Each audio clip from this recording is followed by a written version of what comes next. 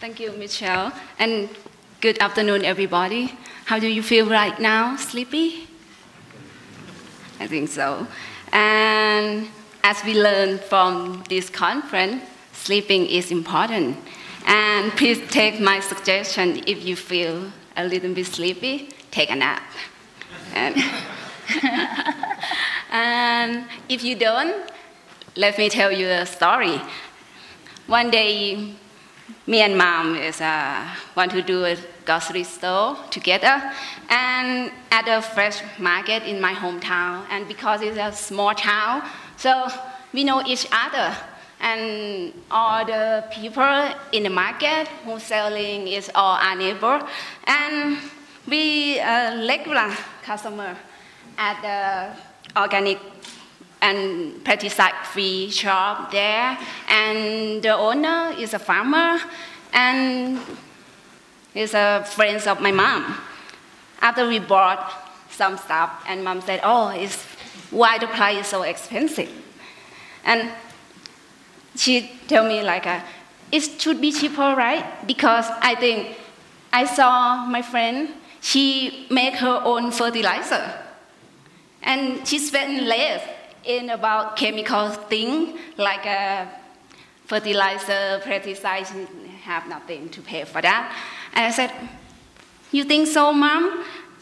So the way that I answer her is I taken from my project is about how to value the rice production. And it's exactly the same thing that I was going to show you, I'm going to present to you today, is on the topic of conceptual framework and measurement in intended giving benefit from rice production in northern Thailand. And this project is not only me, but we are a team, and it's a big team, including 3 universities. First is the majority of idea and concept from her. Professor Aree Wiboonpongse will be here with us, and my friend Nuttamon Teerakul from Chiang Mai University, and myself. So in Thailand, rice is a main source of grain, and same here in Bhutan. So typically we have rice in every meal, starting from breakfast to supper. And it means rice is important to us. So the way that they run their farm can be classified into 3 types of systems that I show here. One is a conventional or mainstream agriculture. The second one is an alternative agriculture. It's including organic farming and pesticide-free. And the last one is subsistence agriculture. The different type of production mean the different causes and the different effect on environment and society. So the first one, conventional and, the first one, mainstream and agriculture, they use a lot of chemical. And the alternative one is they select for themselves to no more chemical. And the last one, subsistence agriculture, they're just working to serve themselves and their family. So from that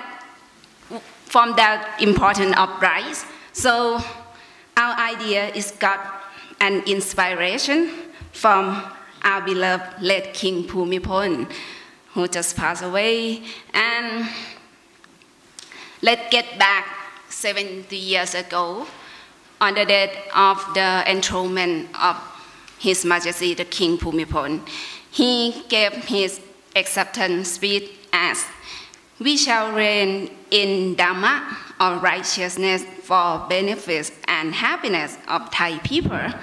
And from His Majesty the King word, benefit and happiness, which right now Thailand set it up as the final goal of the national development.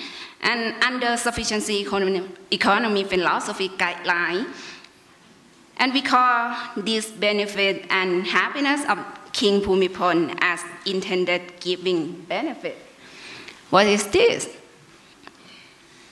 After we did a review and focus group, and finally we define the intended giving benefit is defined as a benefit with other gain from helping and sharing, including public voluntary work, which increases the social benefit. And in other words, it is the social happiness through intended giving. So if you're doing on purpose, you're gonna increasing the social happiness. And taken from that first definition, we apply with a production theory in econ. So in econ, you need both production and consumption should be rely on social benefit. And from that point, we apply together, and the intended giving benefit on production. It means the happiness that comes from production activities or practices with good intentions of producer who willing to provide the benefit to others. So it means that company or the producer doing good thing and intention to do a good thing to benefit others.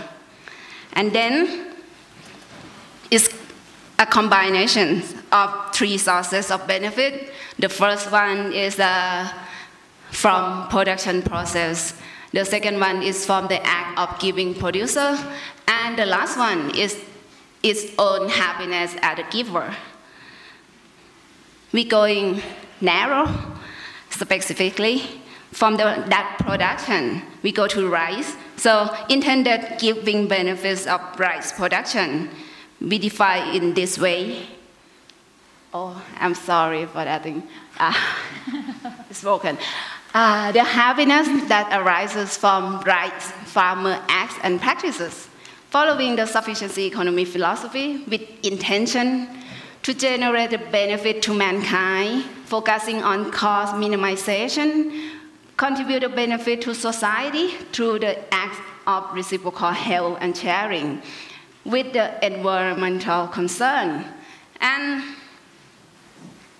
from this point, we did a big review on well-being and happiness, especially GNS Index, subjective well-being of OECD, and all, plus the expert opinion. And then we got the proposed indices and indicator. So I'll show you here is the first component. Let's start from the intended giving benefit that I make it short here, IGB from rice production process. The first index is about provisions of food security to community. The second one is a contribution to self-reliant ability of other or community, the contribution to an improved quality of life of other, and the minimizations of inputs of production. And then we classify and include the indicator of the index. Each index composed 15 indicators for this component.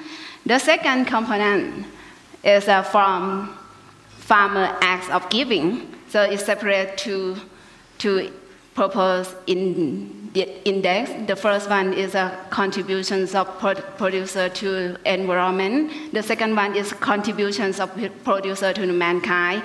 And in this component is composed by 30 indicators that because of time constraint, okay, I skip the No, you're fine, you're fine. Okay, and the third component is about individual happiness from being a giver. So we separate the index as 4 index. The first one is knowledge gain, and the second one is happiness from wealth, the happiness from honest and non-harmful, and the last one is satisfaction with the rice production system. And in this component, it includes 9 indicators that show here. And from that point, don't be fooled,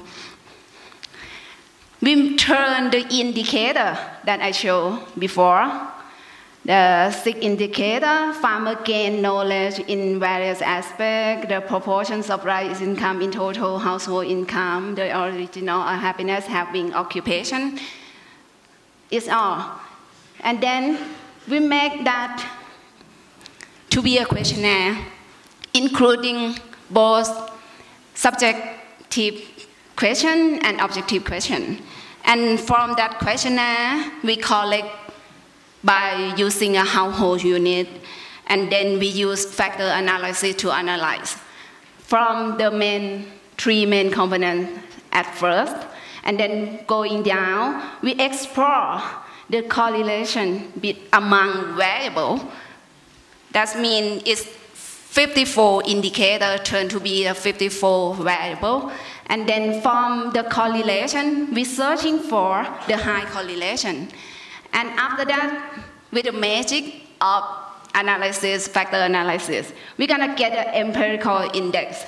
And finally, in the last box, we just got a selecting indicator obtained in each factor.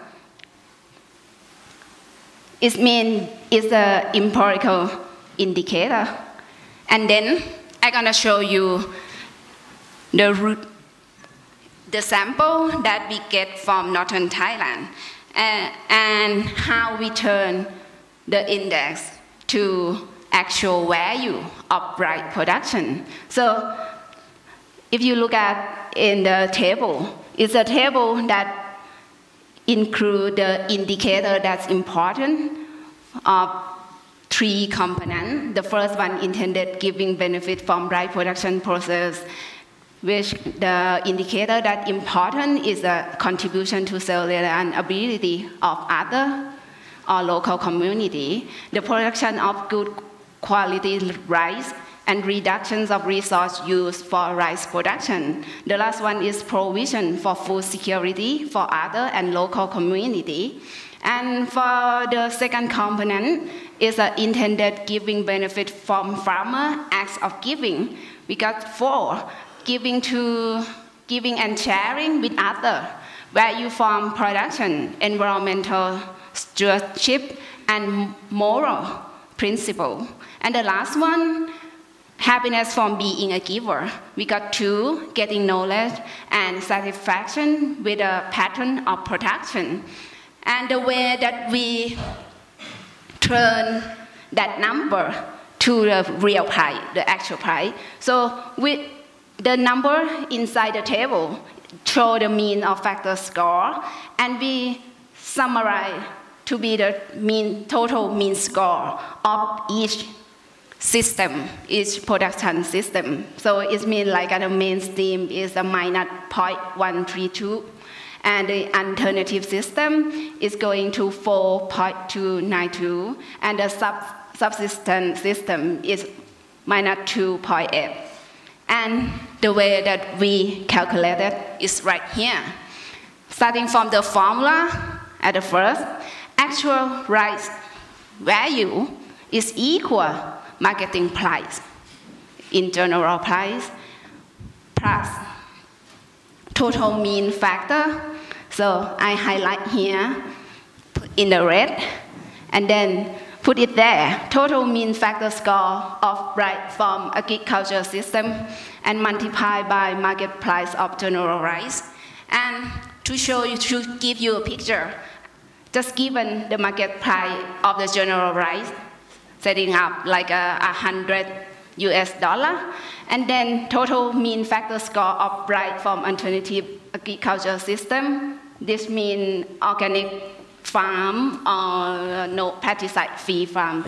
So it's a 4.29, and the total mean factor score of rice from mainstream agriculture system is equal minus 1. So 0.1, sorry. So we calculate and show the actual price of rice from alternative agriculture system is going up to $529.2. But for the actual rice value of mainstream agriculture system, it's going down to 86.8. What does it mean? It means actual commercial value of rice activity can be instrument for encourage farmer to produce rice in socially desirable way. And last but not least, no conclusion here. I just hope this idea that we just explained could be applied and implemented in other agriculture products, and in here Bhutan, and also other countries, in order to prevail the actual value of products with concern for economic, society, natural resources, environmental condition. And actually, when we first start this project, we aim to apply and give an example how this concept could be used to modify the GDP, such as like a modified GDP with the happiness. And the last one, I hope this idea could give people have a better understanding what is worthwhile of your life. Thank you. Thank you so much.